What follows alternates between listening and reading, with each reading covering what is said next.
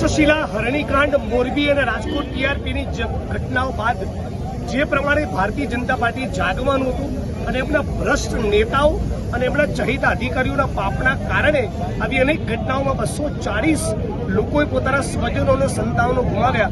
ફરી આપણા મોરબીમાં કે રાજકોટમાં આવી ઘટના ન બને, તમામ પીડિતોનો ન્યાય મળે અને દોષિતો ભાજપનો ગમે તેટલો વજનદાર વગદાર મોટો નેતા હોય એ તમામ મોટા મગરમચ્છો જેલના સળિયા પાછળ જાય. એ જ પીડિત પરિવારોને અમારી લાગણી અને માગણી છે અને એના માટે 9 ઓગસ્ટ ક્રાંતિ દિવસ મોરબીથી ગાંધીનગર સુધીની પદયાત્રા લઈને નીકળ્યા છે. આજે રાજકોટ પહોંચ્યા છે. રાજકોટ ગઈકાલે આવેલા ગુજરાતના મુખ્યમંત્રીને જેપી નડ્ડાને એટલું પૂછવા માંગુ છું, આ પીડિતોના આંસુ તમને આટલા દિવસ કેમ નહીં દેખાયા? શા માટે તમારા 68 કોર્પોરેટરો, ધારાસભ્યો, સંસદ સભ્યો આ લોકો જ્યારે રાજકોટ બંધ કરાવવા નીકળેલા, જ્યારે મોરબીના પીડિતો કોર્ટના દરવાજા ખટખટાવી રહ્યા હતા, દુષ્કર્મનો ભોગ બનેલી જસવંતની દીકરી ન્યાય માગી રહી છે, આ લોકોની વારે તો તમે કોઈ દિવસ નહીં આવ્યા. એટલે હવે તિરંગો લઈને તમે જે નીકળ્યા છો એ રાજકોટમાં તમારું નાક કપાઈ ગયું. રાજકોટના લોકો તમારાથી થાકી ગયા છે, એની વચ્ચે જગ્યા બનાવવા નીકળ્યા છો.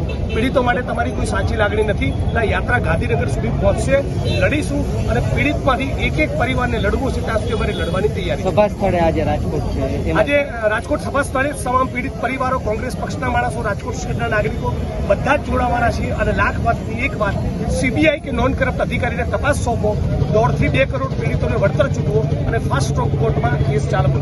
જે પણ જવાબદાર અધિકારી છે એને પકડવામાં નથી આવ્યા અને માત્ર ને માત્ર નાની નાની માછલીઓને પકડવામાં આવી છે. આ સરકાર ક્યાંક ને ક્યાંક સરકારની પોલ ખોલવાની શક્યતા છે, એટલા માટેથી એને અધિકારીઓને એને સસ્પેન્ડ કરે છે.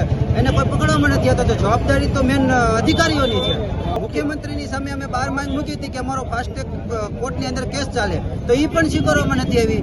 બીજી માંગ એ હતી કે સીબીઆઈને જે સીબીઆઈની તપાસ છે એ નિર્ણિત છે એને સોંપવામાં આવે, તો એ પણ સોંપવામાં નથી આવી. તો એ સરકારને ક્યાંક ને ક્યાંક એવું લાગ્યું છે કે આ પીડિતોને ન્યાય નથી દેવો, એટલા માટે થઈને આ સરકાર માંગણી સ્વીકારતી નથી. તો હું એટલું સરકારને શ્રીને કહેવા માંગુ છું કે શું તમને પેટમાં એવું તો શું દુખીએ છે કે પીડિતોને તમે ન્યાય દેવા માટે તૈયાર નથી? હાલ તમારી માંગ કઈ સ્વીકારવામાં આવી છે? નહીં, એક પણ માંગણી સ્વીકારવામાં નથી આવી. તો સરકારને એવી તો શું તકલીફ છે કે પીડિતોની સાથે એવી તો શું દુશ્મની છે કે ન્યાય દેવા માટે તૈયાર નથી? પીડિતોની માત્ર ને માત્ર 12 માંગણીઓ હતી, તે સરકાર સ્વીકારી લે એટલે ન્યાય યાત્રા બંધ.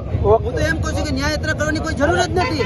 માત્ર ને માત્ર તમે માંગણી સ્વીકારો અને માત્ર ને માત્ર ન્યાય આપી દો કે જે અધિકારી છે અંદર સંડવાયેલા એને તમે જેલના સળિયાની પાછળ નાખો એટલે ન્યાય મળી જાય.